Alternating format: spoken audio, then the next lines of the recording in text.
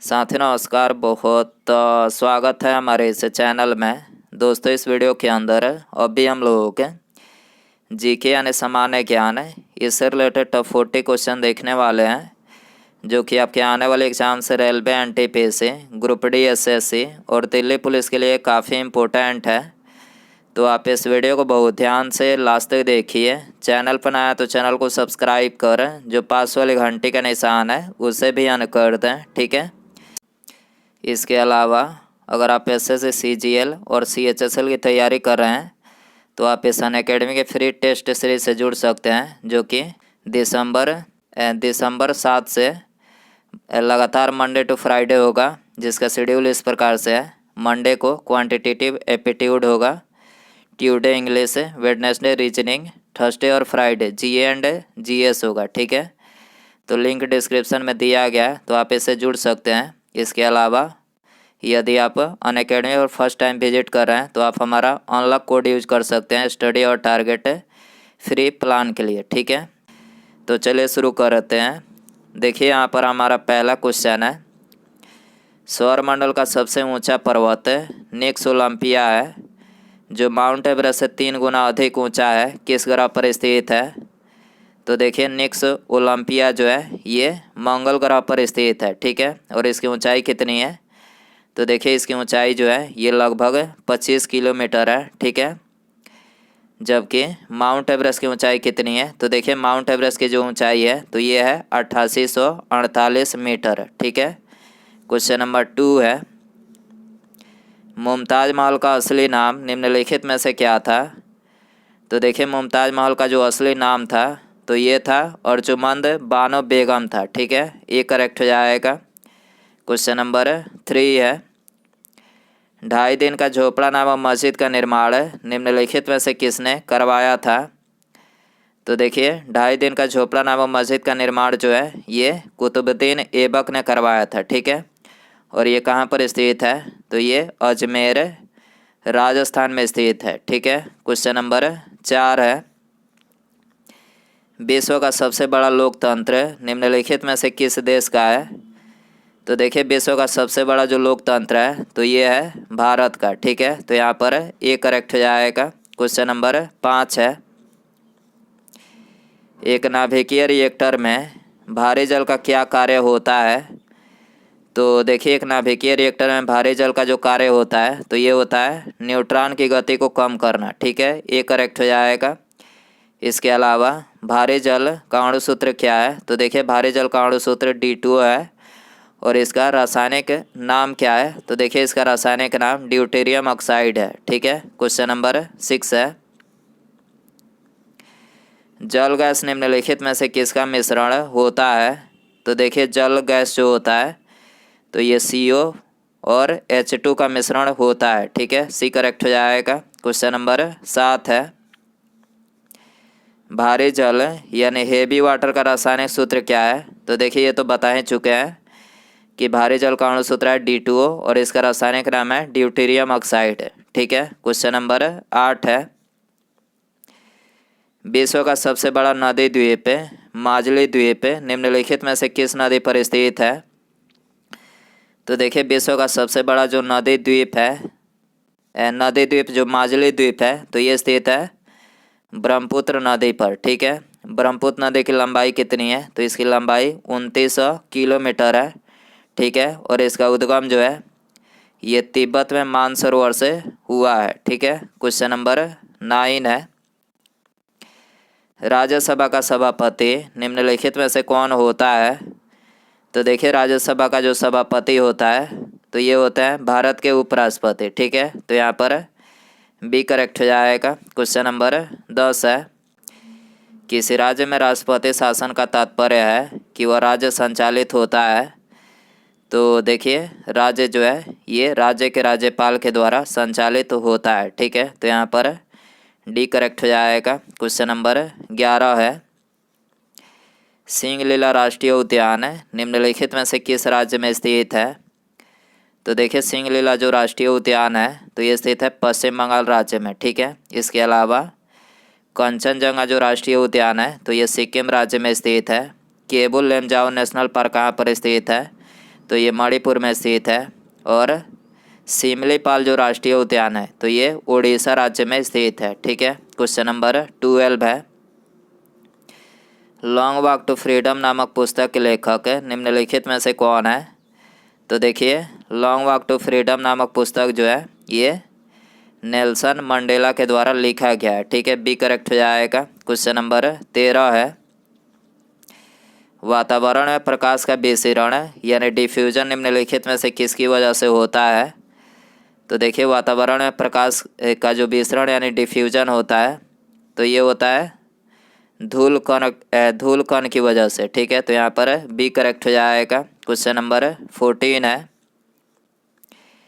Television के दूरस्थ नियंत्रण के लिए किस प्रकार के विद्युत चुंबकीय विकिरण का उपयोग किया जाता है?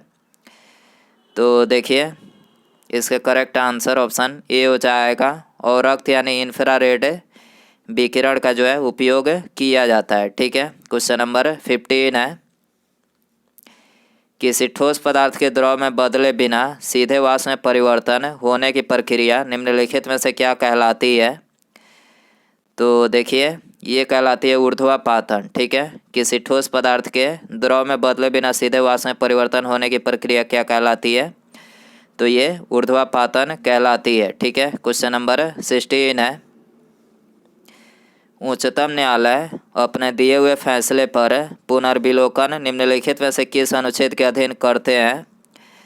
तो देखिए, उच्चतम न्यायालय जो है अपने दिए हुए फैसले पर पुनर्विलोकन जो है ये भारतीय संविधान के अनुच्छेद 137 के अंतर्गत करते हैं। ठीक है, तो यहाँ पर सी करेक्ट हो जाएगा। क्वेश्चन नंबर 17 है, सर्वोच्च न्यायालय में यदि कोई व्यक्ति जाता है तो आवेदन किस भाषा में कर सकता है?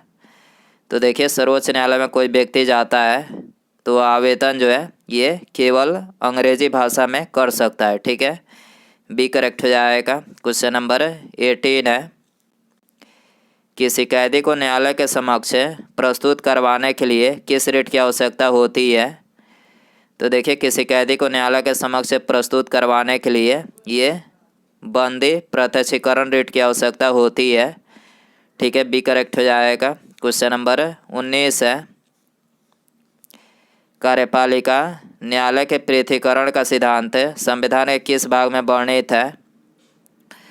तो देखिए, ये भारतीय संविधान के नीति निर्देशक तत्वों में वर्णित है। ठीक है, और इसका उल्लेख भारतीय संविधान के भाग 4 में किया गया है। ठीक है, क्वेश्चन नंबर 20 है, दक्षिण भारत की सबसे ऊंची चोटी निम्नलिखित में से कौन सी है? तो देखिए, दक्षिण भारत की जो सबसे ऊंची चोटी है तो ये है अनाई, और इसकी ऊंचाई कितनी है? तो इसकी ऊंचाई 2695 मीटर है। ठीक है, क्वेश्चन नंबर 21 है, एलिसा जांच निम्नलिखित में से किस रोग की पहचान के लिए किया जाता है?